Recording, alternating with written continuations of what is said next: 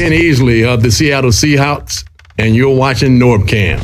This is Walter Jones, Pro Football Hall of Famer, top 100. Tyler Lockett from the Seattle Seahawks. DK Metcalf from Nate Burleson, you're watching NorbCam. NorbCam. You're watching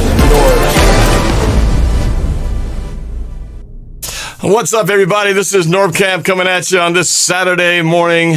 Glad to be with you guys to talk a little bit about this big matchup tomorrow. NFC, AFC matchup, two first-place teams, the Seattle Seahawks, my Seattle Seahawks, and the Baltimore Ravens at 6-2. Seattle's 5-2. Big game tomorrow. So excited to get into this, and to help me do that, I've got a special guest, the one and only Baltimore Ravens YouTuber, best Ravens YouTuber on the planet, if you ask me. We've got IngravenVids. Ingraven, man, thanks for stopping by and being on the show today. How you doing? Oh, I'm good. I appreciate you having me on, man. It's been a crazy 4 years, but yeah, it's been 4 years since we did this. So yeah. Yeah, I know. Being different divisions and all that, it's only, pretty much every time a kid graduates from high school is the next time we get to do this, unless we meet in the Super Bowl or some crazy matchup. But last time you guys came to our house, and it didn't go so well for us. I remember Lamar Jackson running all over the place and going for it on fourth down, taking some chances, and paid off, and you guys ended up beating us the last time. But it'll be interesting to see how it goes tomorrow. Both these teams in a good spot right now with some maybe some wins we wish, we should have won that game, and some wins that we were like, man, we were lucky to get that one. So at least that's how it's been as a Seahawks fan. But before we get into the X's and O's and the breaking downs of things, tell everybody a little bit about your channel. How long have you been doing this? We've collaborated. It was years ago, but the fact that you and I are still doing it is a pretty cool thing. But tell everybody about IngravenVids. I got your link in the description so they can check you out. But tell people about your channel, how long you've been doing it, and what made you become a Ravens fan. Oh man. Well, I'm originally from Maryland. So my uncle, he had season tickets. He still has season tickets to the Ravens game. So that's how I ended up becoming a Ravens fan. He took me to a Ravens game and just fell in love with him ever since. But with the channel, probably been doing the channel since this channel officially 2016. But I had done it like off and on. When I went to work, I would go on break and make videos and stuff, maybe on lunch break, on 15-minute break. But I will never forget when my guy, his name was Jose. He used to do YouTube too, but he stopped. But he had asked me, he was like, man, what would happen if you ever thought about what would happen if you got fired from your job? And if from taking all these breaks, making all these videos about the Ravens and NFL and stuff. I was like, I never thought about it. So then a couple years went past, and in April of 2018, I got a promotion. And I was happy. I was like, okay, I got a promotion, making a little bit more money and whatnot. But then in August of 2018, I ended up getting laid off.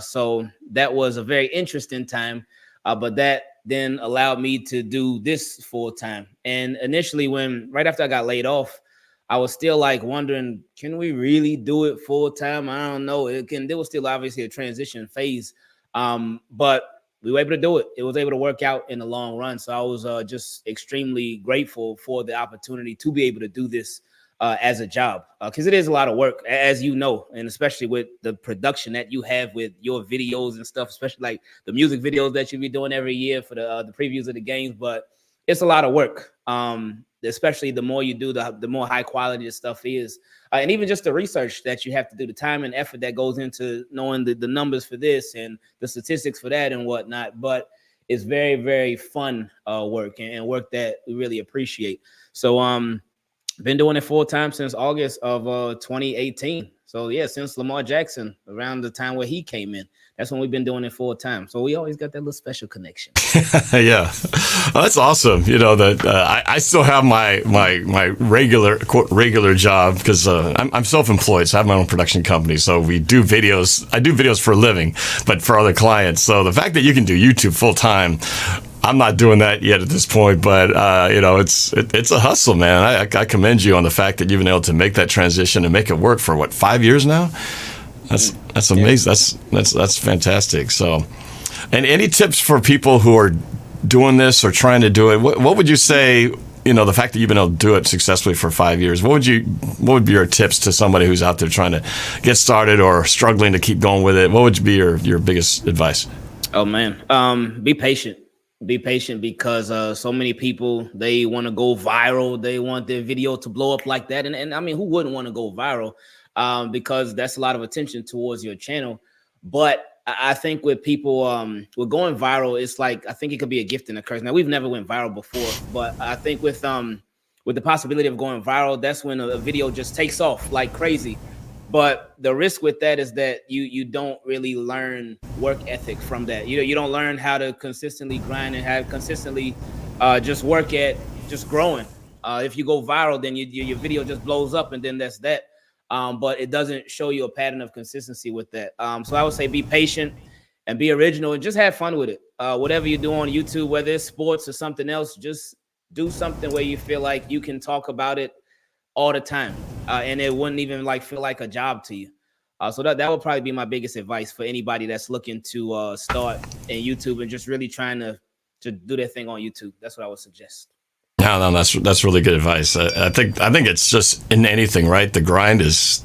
It's always fun when you first start anything new and it's fresh, but then it's when you hit that plateau of like, man, I'm not suddenly just blowing up, and I've been working really hard. I don't know if I want to keep doing this, and we all hit it, right? We've all hit that point where you go, man, is this really worth it? Because this is hard. This is really hard. But when you do stick with it, like anything, it does pay off ultimately, but it's a tough grind. You got to respect the grind. All right, good advice, man. Well, let's get into this. Tell me a little bit about 6-2. You guys, we both have beaten the Cardinals. We have that in common, but it wasn't easy. We probably should have beaten them by more. We won 20-10. You guys won by a touchdown. That's some fluky kind of stuff, but nonetheless, we share that. But tell me a little bit about up to this point. You're 6-2. Right. What do you like about your team so far, and what do you not like about it up to this point? What I like about the Ravens is that they found more ways to get the job done than not. Like you mentioned, they are sitting at 6-2 right now.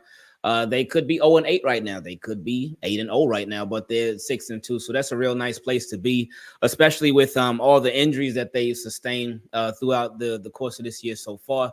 But they're going to be getting a lot of guys back from injury as well. What I like about the team is that they have had quite a few mistakes. The offense has not consistently been what we've hoped for up to this point of the season. And now we know they do have a new offensive coordinator. They're learning a completely new offensive scheme. So things are brand new. They have a lot of new players, a lot of new pieces and whatnot. And they haven't quite got it rolling yet. But for them to not have quite got it rolling yet and be 6-2, that does say a lot about the current state of their football team. Now, some things that I don't like about the Baltimore Ravens is they're a good team. Of course, by their record, they're a good team. Won 6 games, only lost 2. But and this has been an issue with the Baltimore Ravens for years. They do not care what your record is. Now, that's a good thing and a bad thing all at the same time. 2 weeks ago, they played they were 5-1, the Lions. Lions were 5-1 back then. They were rolling, they were hot. They were considered one of the best teams in the NFL. Ravens played them, blew them out, beat them bad, blew them out. Game wasn't even close. So again, they didn't care what their record was. They took care of business against them. But the Cardinals last week, the Cardinals were 1-5, I think, going into the game, and the Ravens only won by 7 points. So they did build up a significant, not a significant lead, but they were up by a couple of scores, and then the Cardinals, they started clawing back toward the end, and the Ravens were obviously able to hold them out. But still, like a game, the Cardinals were a 1-win team, and you beat them by 7 points. So again, Ravens, they don't care what your record is, and that's a gift and a curse all at the same time. Against a great team, it's a gift. But against a bad team, it can be a curse because the Ravens, they often play to the level of their competition. And again, when you're playing a great team, that's a good thing. But when you're playing a bad team, it can be really frustrating to watch. Yeah, that sounds a little bit like my experience with the Seahawks. We're 5-2. We also beat the Lions much closer in our game. We had to go to overtime to do it, but it was a good one because it was at their home. The place was crazy. Everybody was picking against us to lose that game, including myself.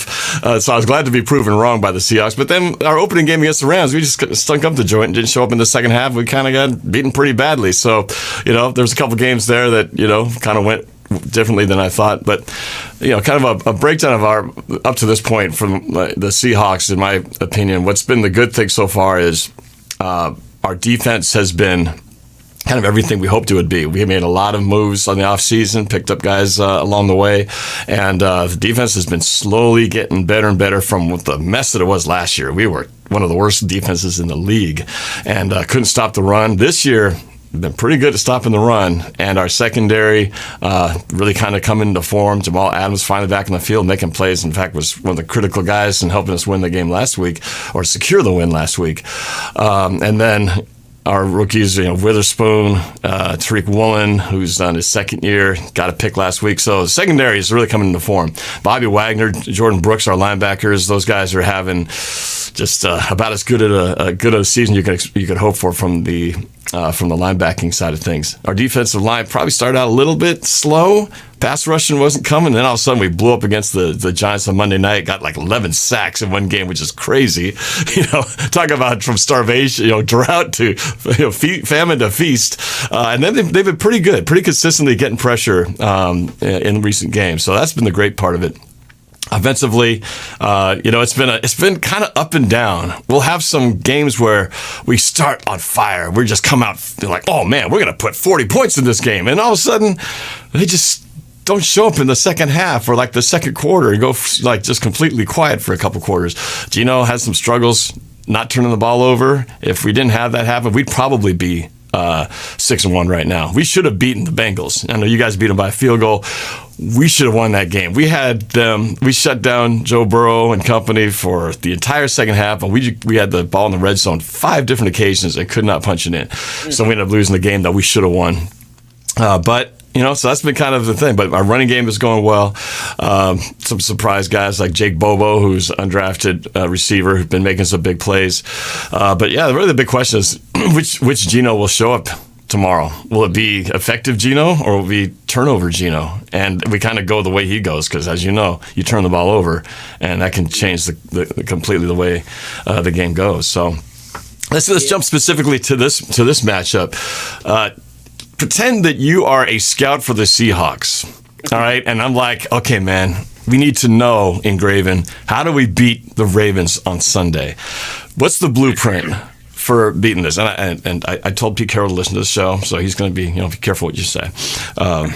No, I wish. So give me the breakdown. What's it going to take for the Seattle Seahawks to beat the Ravens? What's the scheming? I mean, with how well known you are in Seattle Seahawks community, Pete Carroll probably is watching the show. He probably subscribed with his notifications turned on and off. But what I would say, defensive wise, pass rush. If you can have a disruptive pass rush on the Baltimore Ravens and their offensive line, then that can help out a lot. Ravens offensive line tomorrow, they're expected to be without their right tackle, Morgan Moses, their starting right tackle. So we'll see how that goes. It'll probably be Pat McCary over on the right side of the offensive line. And he's not bad by any means. He has a lot of starting experience, but he's just not the Baltimore Ravens starter. So there could be issues with that. Also, just if you can stop that running game. I mean, you talked about how Seattle Seahawks, their run defense has been good. If you could stop the Baltimore Ravens running game, that could help. The Ravens passing game has been doing a lot better than it had been in the past. They've been finding a lot more ways to just move the ball downfield. But something that you mentioned, what you said happened in the Bengals game, in the Seahawks-Bengals game for you all, how you were down in the red zone and just couldn't score, couldn't get touchdowns, couldn't produce down there. Red zone defense, that could be huge. That could play a huge factor because there was a game, I want to say it was the Steelers game, where Ravens, same scenario. They just kept getting down to the red zone over and over and over and over and over, and they were not scoring points. They were not getting touchdowns. And, in this day and age, especially the offense day and age, field goals ain't going to cut it. That's not going to be enough. So that's what I would suggest as far as the Seattle Seahawks defense. Now, on offense, because the Ravens pass defense has been a pleasant surprise this year. Very pleasant surprise. But if you could screenplays, screenplays on offense. If you can beat the Ravens blitz, because the Ravens, when they rush 4, they don't really get home very often. So they've had to blitz a lot. They had to scheme up blitzes and whatnot, send extra guys to rush the quarterback. So if you can beat the Baltimore Ravens blitz, have Geno, I was about to say Geno Stone, that's Baltimore Ravens safety, but have Geno Smith, if he has a hot read when the blitz is coming in, has somebody that he can fire it away at like that, then you'll be set. Because the Ravens are definitely going to blitz because they want to get pressure on that quarterback. They want to get sacks on your quarterback. So if you can find a way to counter that, that would be good. And if you can find a way to stop our leading pressure guy, Mr. Jadeveon Clowney, who y'all pretty familiar with. We're kind of familiar with this dude. Yeah. Yeah, well, it's funny that you bring up screenplays. I'm kind of sad that you said we need to, have a screenplay to break up, to defeat the blitz. Because one thing that we suck at is we cannot throw a damn screen to save our life. We just can't do it. I'm so frustrated. I don't think we've been able to throw a screen for like 10 years. It just doesn't happen with our team. There's some teams that are just really good at throwing screens. We're just not one of them. Bubble screens, but like a traditional halfback out of the, you fake it like it's going to be and then, they all come flowing in, and the next you got a running back with 4 blockers ahead of him. Just doesn't happen for us. That's funny that you mentioned that, because I guess Ravens and Seahawks have a lot more in common than I realized, because that used to be the Baltimore Ravens too. For such a long time, they did not do screens, and when they did do screens, it was not pretty at all. Yeah.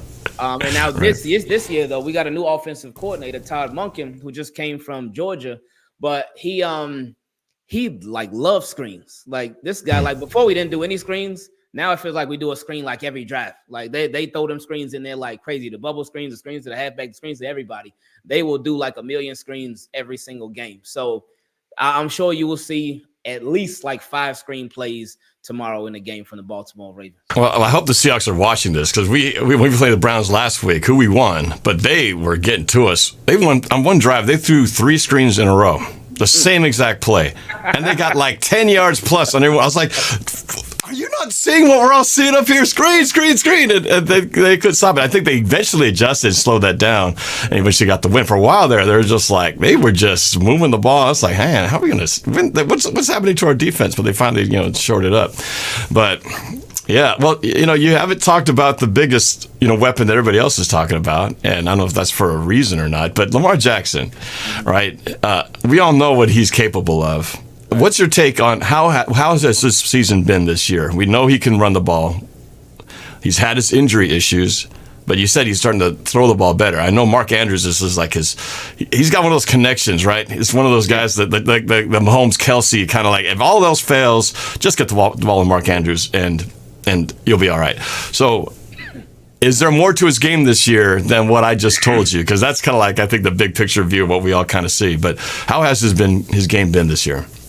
I love it, because we just seen a lot of growth from Lamar Jackson, but we've been seeing him just be given a lot more opportunities and a lot more free will.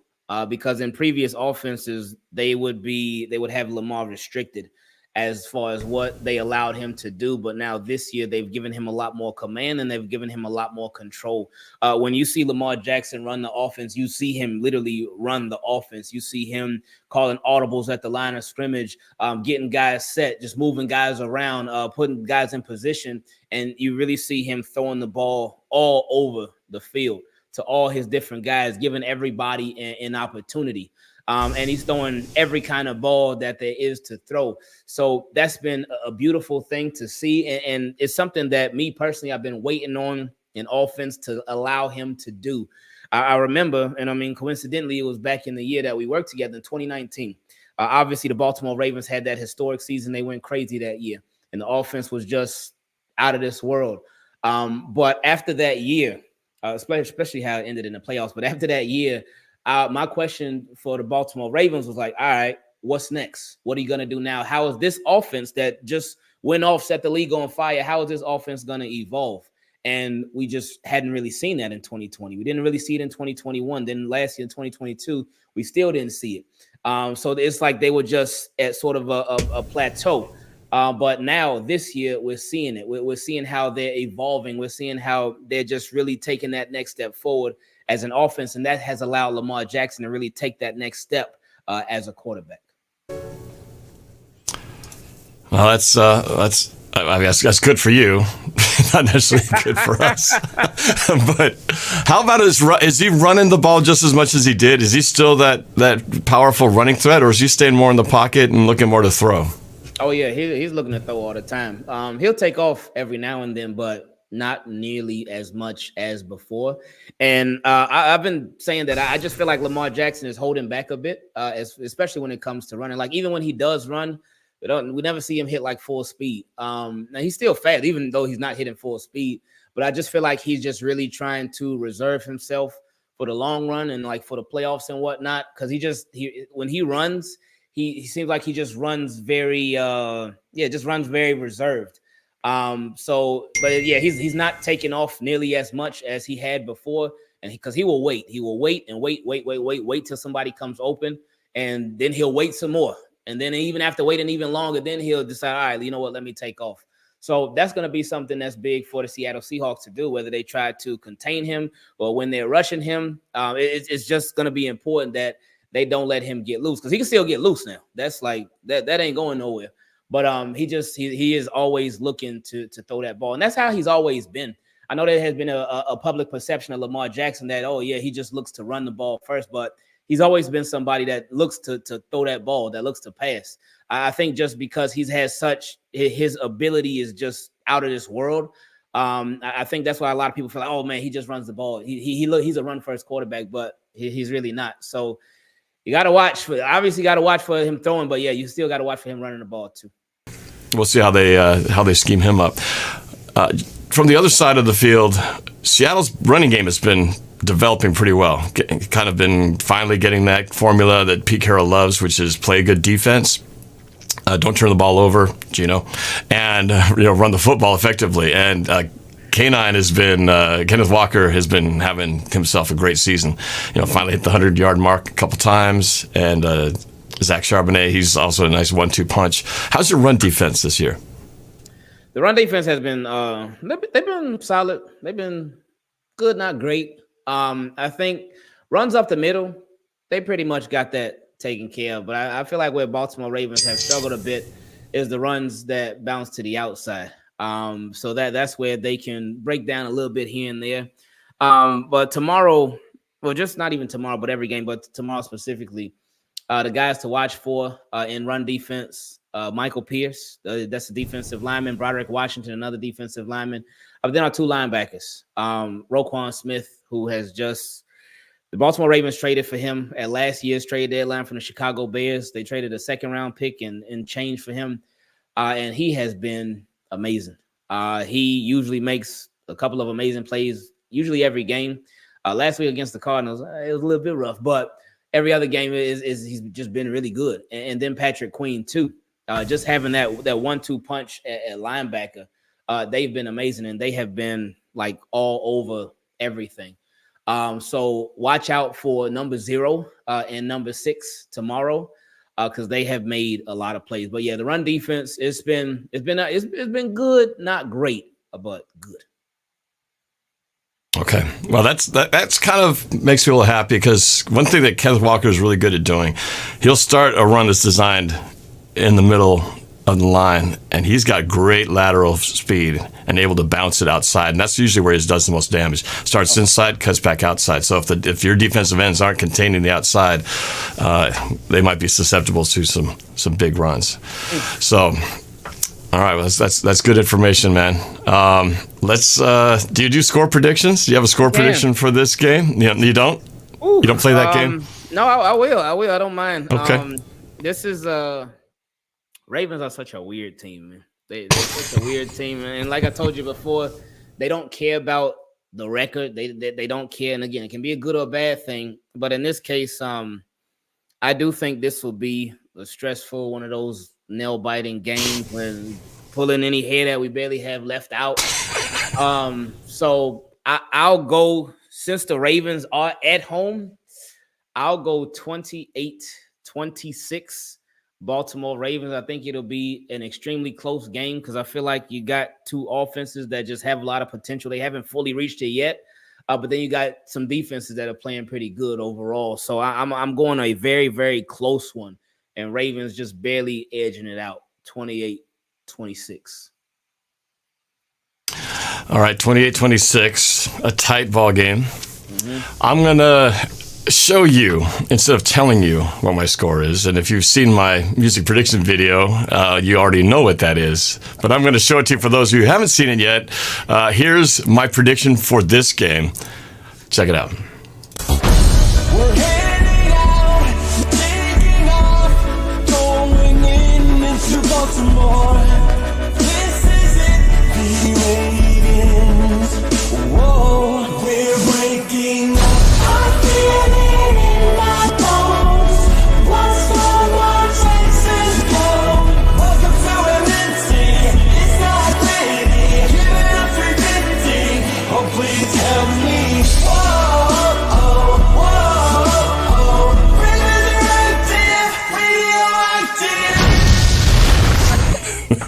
There you go. Had you seen that, man?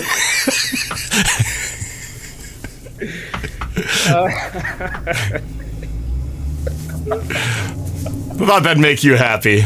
Give you something to smile about on a Saturday. You are crazy, man. But you're great, man. You're great at what you do, man. Well, I hope I'm wrong. Now, I made this prediction, truth be told, I made this prediction back in August because I make this video at the beginning of the year, so it's a lot of work to get to here. So I had no idea what kind of defense was going to show up. I wasn't sure how our records were going to be. So that was just a wild guess that it was going to be a shootout. But I don't know. It might be 10 points below that. I'm thinking in the 20s, realistically. Probably if I said 35, 31, it's more probably like 25, 21 or something in that range. So. But I feel like, I hate to say it, but I feel like the Ravens got the edge in this one, But that could all change if Geno doesn't throw any interceptions and we can just maybe get one or two to go our way. And then this game could completely go the other way. So it's going to be a fun one. Question for you, if you had to pick two players, one on offense and one on defense, that needed for the Seahawks to win, that needed to have a great game tomorrow, who would it be? Well, Geno Smith is too easy to say, so I'm not going to go with that because that's the obvious one. Right. But I think it's going to come down to we go as the running game goes. And so the pressure on Geno is a lot less if we can run the football. So I'm going to say it's going to be K9. If Kenneth Walker can run over 100 yards against the Ravens, I feel like our chances to win go up 30, 40%. So I'm going to say it's going to be, him. And really, it's like, I'd say singling him out, but really the offensive line, we're finally getting back to a almost healthy line. We're still out of our right tackle, but we've been a patchwork offensive line, which is amazing that we're even at this record with the number of injuries we've had. We've been down to second team guys, third team guys, because we've had multiple injuries. We have not had a healthy, solid line practically the entire year. So we're about as close as we have to that tomorrow. So that's on the offensive side. On the defensive side, I'm going to say we got to get to the quarterback. And we had Frank Clark. We picked him up last week in time for that game. Now, we didn't do much, but then again, he basically flew in and had two practices and hit the field. So wasn't like expecting him to do much there. But if with Frank Clark being in there, we got the new guy from the Giants, Williams. He's going to be. Oh yeah, can't wait to see what he can do. We traded for him. Now we haven't seen him yet, but I'm going to cheat a little bit and say it's going to be one of these two guys. One of these two new guys on the line got to make an impact, and get to the quarterback. I want to hear their names, one of those guys' names called. I think if we can do that, then at least we're doing two of the right things, getting to the quarterback and we're running the football. To me, that's the formula as far as who's got to step up. How about you? Answer your own question. Who's got to step up on offense? Who's got to step on defense? Hey, hopefully those two guys you mentioned, whether Leonard Williams or Frank Clark, hopefully we can't hear their names and it'll be for like a face mask or defensive holding or something like that. But as far as for the Baltimore Ravens, two guys that would have to have great games for the Baltimore Ravens to win. Lamar Jackson, he would be pretty easy. But I would say Gus Edwards. Gus Edwards is our running back, number 35. We just had a 3-touchdown game last week against the Arizona Cardinals. But if Gus is going, if Gus is rolling, then that would mean that the Ravens' run game is going, and that would mean that the Ravens' offense it can be multi-dimensional. So the run game can go in, and with the run game going, that can help make the pass game that much easier. So I would say Gus Edwards on offense. If I had to go defense, I know you talked about your own Geno, but I would go with the Baltimore Ravens Geno, and that's Geno Stone. He was a backup safety for primarily the majority of his career, but this year, our starting safety, Marcus Williams, he went down with injury, and he might play tomorrow, probably won't, but he's missed a significant amount of time. But Geno Stone, right now, he's the league leader in interceptions. So he's been playing phenomenal. And again, he is a backup. He's starter capability, obviously, but he's a backup. But I would say the Baltimore Ravens would need him to have a good game tomorrow, especially with all the weapons that the Seattle Seahawks have at wide receiver. Because I'm sure Geno Smith is going to take his shots. And if Geno Stone can stop those and even get a couple of picks in the process, that'll help make the Baltimore Ravens job that much easier. I do not want to hear Geno and Geno mentioned in the same sentence. That's a bad combination if we hear Geno to Geno. We want Geno to Bobo. Have you heard of this guy named Jake Bobo? Have you heard this guy's names? Okay, you will. The league is going to find out who Jake Bobo is because he's quietly having an amazing season. He's a fan favorite. He was undrafted pickup from UCLA. Tall dude, 6'4", but he's didn't impress in the combine. He ran like a 4.9 40, which is why all these teams passed him up. But this guy has just been nothing but money. Every time he touches the ball, he's got a rushing touchdown. Last week he had a rushing touchdown, had a toe tap, amazing one-handed, one of the catches of the year in the previous game against the Cardinals. And every time this guy catches the ball, it's just magic. And so, you know, I feel like he's going to keep on progressing, and he's kind of like my wild card guy that if he can, you know, they can keep getting the ball to him, some special things are going to happen. That's all he does is make plays. So watch out for the name Bobo, man. Bobo style. Yeah, he's amazing. So, well, that's it, man. We'll see how this plays out. I guess we both have the Ravens winning in a tight one on this one, but I would love to be proven wrong and find ourselves getting further in the NFC West ahead of those 49ers. But any last things before we sign off, man? Anything you wanted to add about anything coming up with your channel, stuff that people can look for, and anything upcoming in your life, man? You want to share that? No, man. Just nothing crazy. We on the channel, we make videos every single day. So if you're a Ravens fan, even if you're not a Ravens fan, you can come through, show some love. Everybody is more than welcome. We also have a second channel called More IngravenVids, where we talk about just the NFL in general. So not just the Ravens, but all 32 teams. When we get an opportunity to do that, so you can check out that channel too. And yeah, just looking to just take that next step, whatever that next step is going to be, whatever opportunities come our way, we're just going to get at them. So I appreciate you having me on. I appreciate what you do and the way that you do it, as always, and how original and creative you are with all of your stuff, man. I always enjoy watching it. Look forward every year. I always send my wife and I send her dad your music videos because her dad, he's Filipino, so really? So he appreciates them even more. So we appreciate what you do. So thank you for how you run your show. Well, thank you, man. I appreciate the fact that you give me some love there. So, well, say hi to your that's your father-in-law then, right? Mm-hmm. He's a Filipino, so he knows. If you're Filipino, you have to sing. I mean, it's just kind of it's in our blood. Every house has a karaoke machine in it. You know, it's just kind of how it is. But anyway, thanks for taking the time to be on here. You know, we'll see how the game goes tomorrow. And do you do game reactions, or you do kind of more pre and post game stuff? No, yeah, I'm on live during every Ravens. You'll be on live too. Mm-hmm. Okay, all right. So, you know, tomorrow, you guys when you're watching the game, you can bounce it back between both our channels.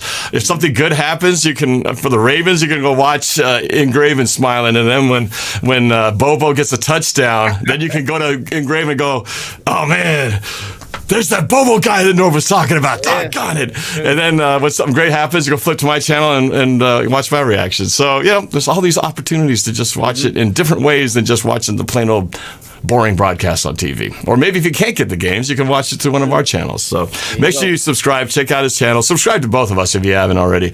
But again, his channel's in the link, IngravenVids, not hard to find. But man, thanks so much for doing this, and may the best team win tomorrow. Oh yeah, for sure. I appreciate you, Noah. All right. Well, we will talk again soon, and regardless of what happens tomorrow, good luck the rest of the way. I know that's you guys have been so close and just never been able to get over the pinnacle of things, and I know that feeling. We've been kind of in that same place for the last 9 years of just getting to this point and not being able to get through. But should be a good game tomorrow. Hoping for at the minimum a close, exciting, heart attack kind of game that comes down to the late in the fourth quarter, and hopefully the boys in blue can get this thing done. But it's going to be an uphill battle, but it should be a good game. Oh yeah, it should be really fun, man. I appreciate you. You bet, man. All right, take care. Thanks for joining, and go Hawks, baby.